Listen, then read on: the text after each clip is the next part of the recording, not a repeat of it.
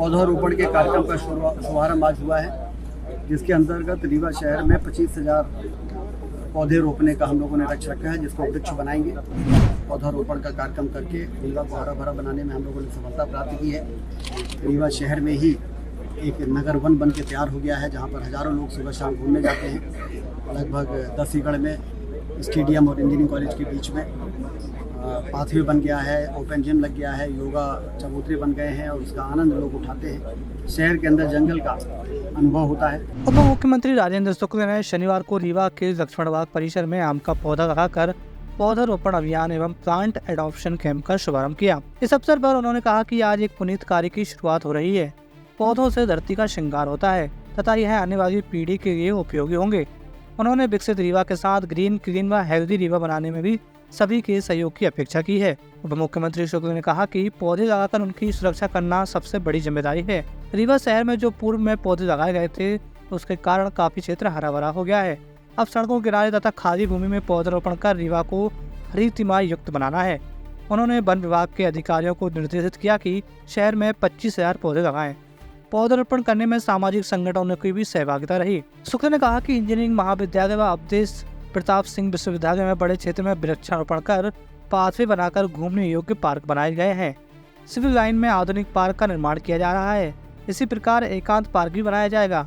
उन्होंने कहा कि प्रधानमंत्री जी एवं मुख्यमंत्री जी के एक पेड़ मां के नाम अभियान में सभी भागीदारी निभाएं तथा अपने परिजनों की स्मृति में पौधे लगाकर उनकी देखभाल की जिम्मेदारी दें। उप मुख्यमंत्री शुक्ल ने लक्ष्मण बाग परिसर रीवा में स्थित संकट मोचन श्री हनुमान जी का दर्शन कर उनकी पूजा अर्चना की। उन्होंने लक्ष्मण बाग गौशाला में गौ पूजन कर खाना खिलाया, उन्हें दुलार किया। मानसून के इस वर्ष में पौधारोपण के कार्यक्रम का शुभारंभ आज हुआ है, जिसके अंतर्गत रीवा शहर में 25,000 पौधे रोपने का हम लोगों ने लक्ष्य रखा है, जिसको वृक्ष बनाएंगे। और इस संकल्प के साथ यहाँ पर वन विभाग के लोग भी हैं, नगर निगम के भी लोग हैं और साथ में शहर के प्रतिष्ठित लोग भी हैं। धार्मिक और सांस्कृतिक संस्थाओं से जुड़े हुए भी हमारे प्रबुद्ध नागरिक यहाँ पर उपस्थित हैं और सब लोगों ने रीवा को हरा भरा बनाने के लिए संकल्प लिया है।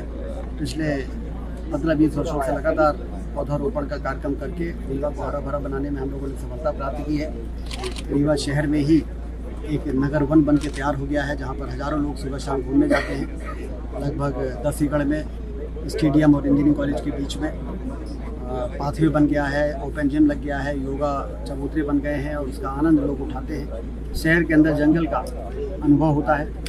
इसी प्रकार से 19 एकड़ की ज़मीन जो ऐसी ही पड़ी हुई थी विश्वविद्यालय के परिसर में, वहाँ भी 20,000 25,000 से ज़्यादा पेड़ लगा के और वहाँ भी इसी प्रकार का पाथवे बना दिया गया है। सुबह शाम लोग वहाँ भी घूमने जाते हैं।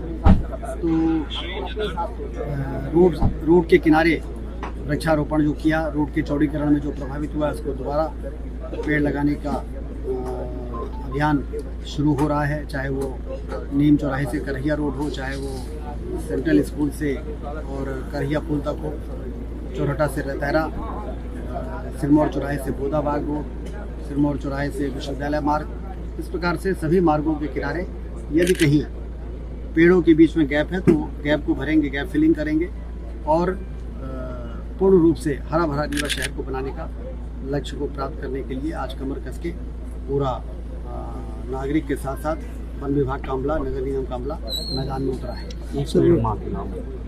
एक पेड़ माँ के नाम लगाने का जो आह्वान हमारे प्रधानमंत्री जी और मुख्यमंत्री जी ने किया है, उसके अंतर्गत एक जन जागरण जनता के बीच में हम लोग पहुँचाएंगे कि जहाँ उनका घर है उसके सामने यदि रोड साइड में कहीं वृक्षारोपण है तो उसमें एक वो भी वृक्ष लगाएं, अपने माँ के नाम और उनकी देखभाल करें। जैसे माँ की देखभाल करना व्यक्ति का धर्म है, उसी प्रकार से उस माँ के नाम लगाए हुए पौधे की देखभाल करेंगे।